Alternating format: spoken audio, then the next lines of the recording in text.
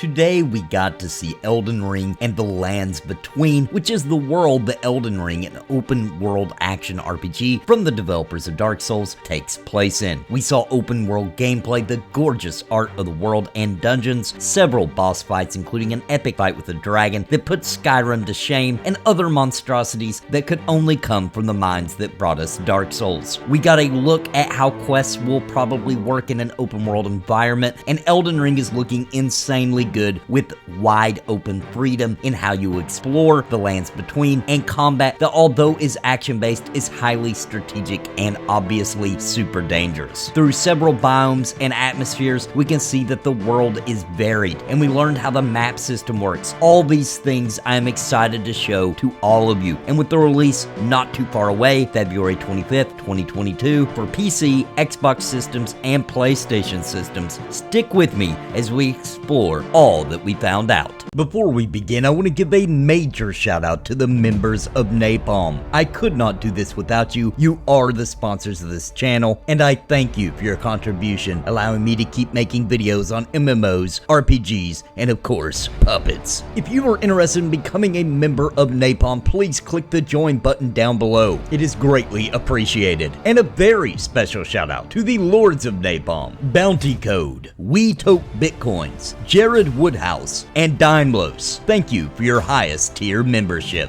We start off with this view of the Lands Between and a site of grace where you will be resting. They also explain that sometimes new sites of grace may show as a light beacon to help you find them out in the world. They showed off the mounted system as the player explores around the world and then encounters a massive dragon swooping around, breathing fire, slashing, biting, roaring, and we see the player fighting on both foot and aback his trusty mount. This scene got me super hyped. One can't help but compare this footage from Elden Ring to the Elder Scrolls Skyrim dragon fights, and this truly feels like the next gen Elder Scrolls that we always wanted. Except it's actually even more exciting because Elden Ring we know will have the difficulty that we would expect from this development team, meaning the world is going to feel incredibly dangerous, which will make it a thrill and a heart-pounding adventure, in this particular dragon fight super enthralling. There is another scene shown where we see the player running across this creature, which is obviously a setup for a quest, which gives us an idea of how finding side quests could be in Elden Ring. Next up, the map system is shown, and it is explained that the map can be unlocked bit by bit by finding what is known as map fragments. How we find these, we do not know, but we have the ability to add our own markers to place on the map to help us find our way back to crafting materials or perhaps a dangerous boss or creature, making it easier to get back to key areas later. They showed some traversal mechanics, such as these wind-looking areas known as spirit springs that allow a huge leap from your mount to explore higher cliffs. Now, I would have preferred they just add climbing and you have to leave your horse behind,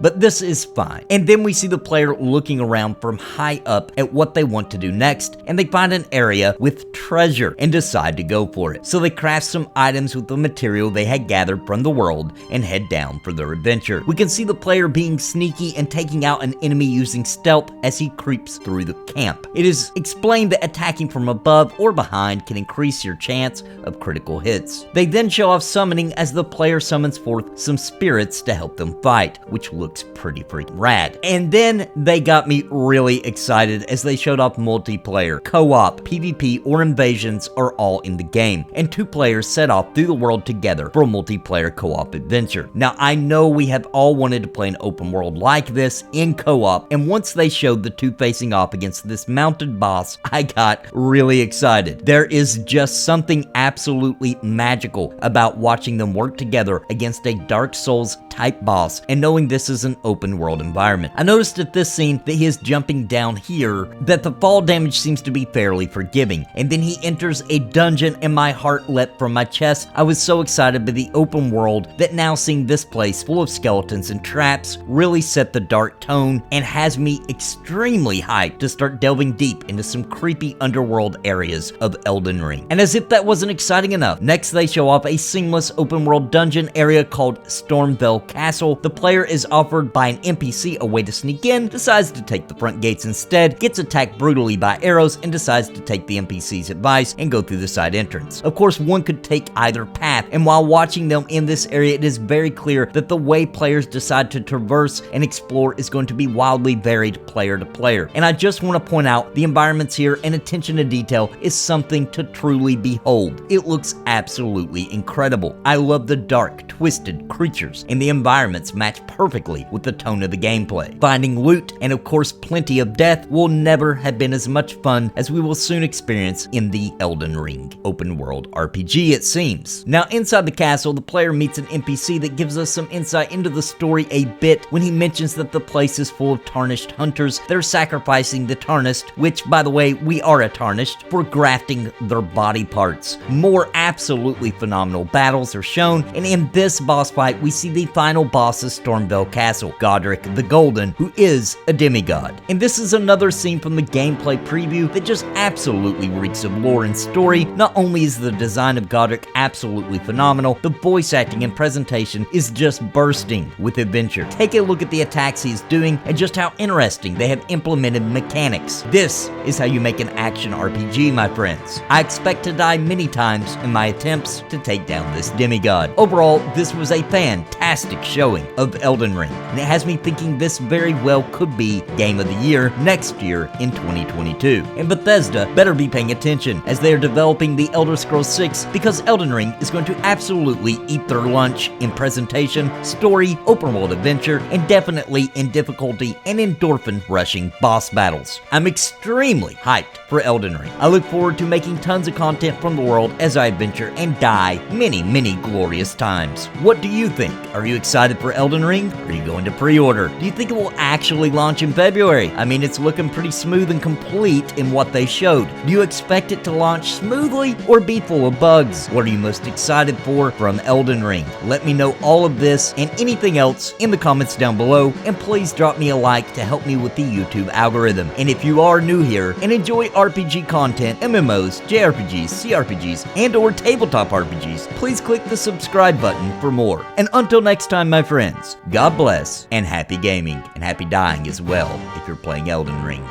The tarnished will soon return.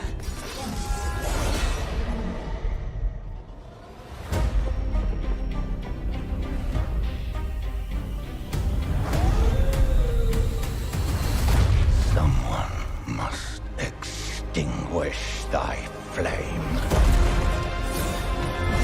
They will fight. And they will die. For how else is a champion to be born?